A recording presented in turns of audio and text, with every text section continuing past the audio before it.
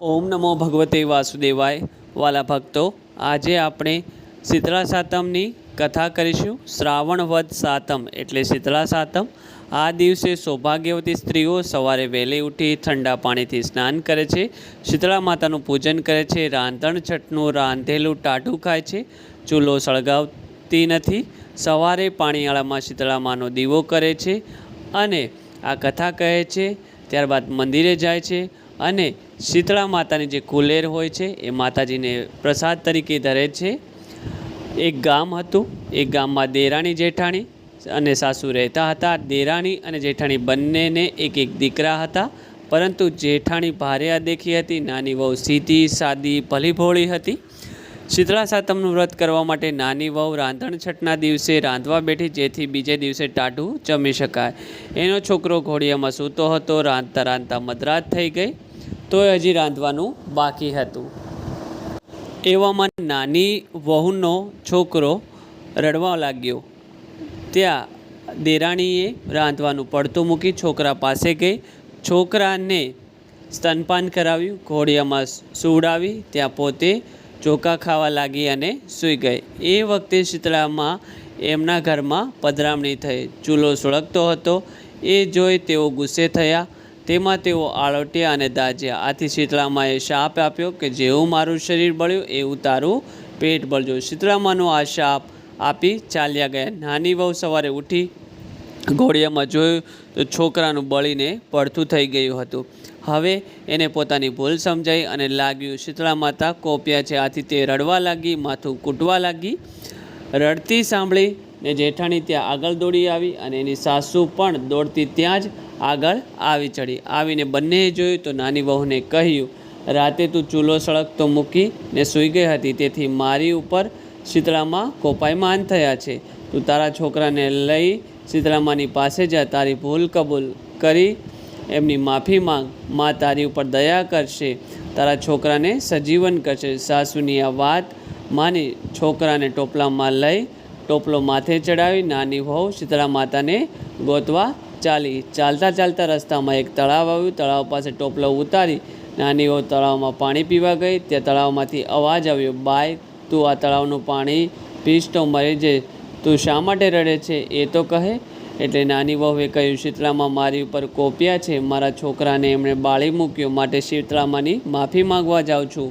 તું શીતળામા પાસે જાય તો મારું પણ પૂછતી આવજે કે મારા તળાવનું પાણી પીનાર કેમ મરી જાય છે.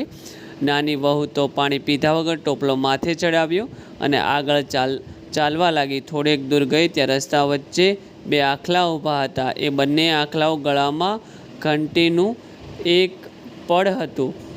તેઓ બંને એકબીજાના માથા મારી લડતા હતા. નાની વહુ નજીક આવી એટલે આખલા લડતા બંધ થઈ ગયા. નાની વહુએ પૂછ્યું, બેટા તારી આંખમાં આંસુ કેમ છે? શીતળામાં મારી ઉપર કોપ્યા છે એટલે માફી માંગવા જાઉં છું. તો બાય શીતળામાને અમારું પણ પૂછતી આવજે ને કે અમારા કયા પાપના લીધે અમારા ગળામાં ઘંટીના પડ બાંધ્યા છે અને અમે શા માટે લડ્યા કરીએ છીએ. સારું કહી નાની વહુ તો આગળ વધવા લાગી. થોડેક દૂર ગઈ તો એક ઝાડ નીચે મેલી ઘેલી ડોશી બેઠી હતી. વારંવાર માથું ખંજાળતી હતી.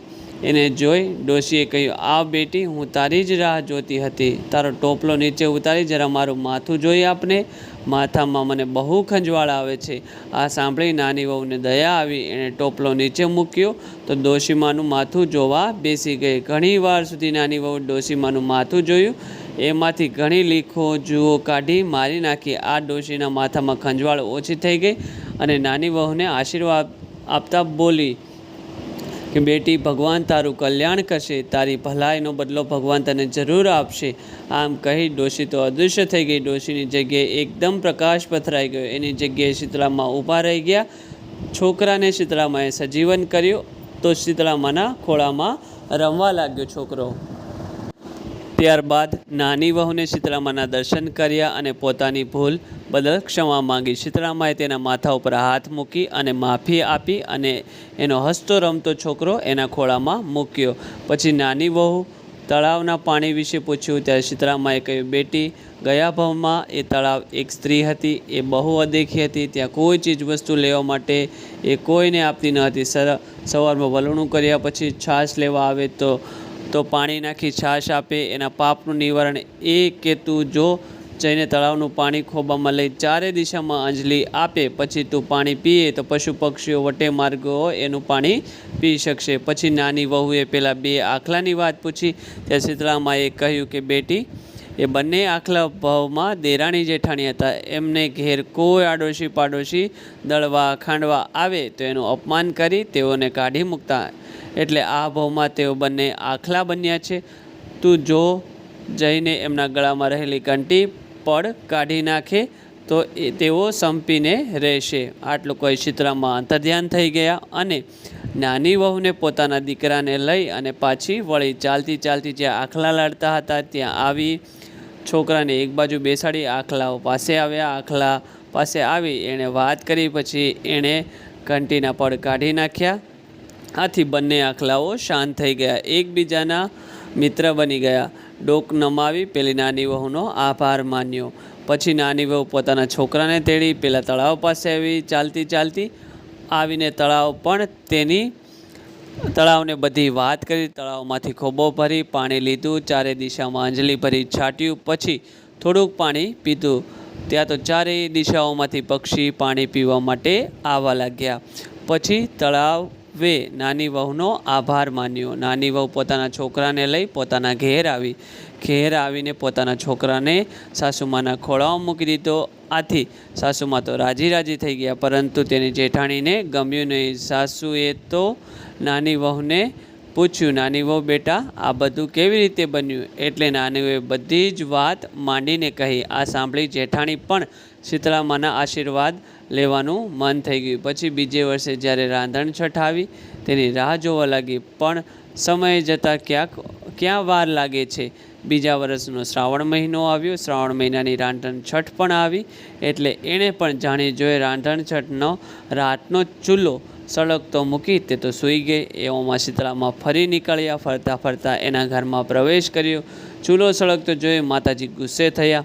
એમાં આળોટ્યા એટલે દાજ્યા. એટલે શીતળા માતાએ જેઠાણીને શાપ આપ્યો, જેણે મને બાળી છે એનું અંતર બાળજો.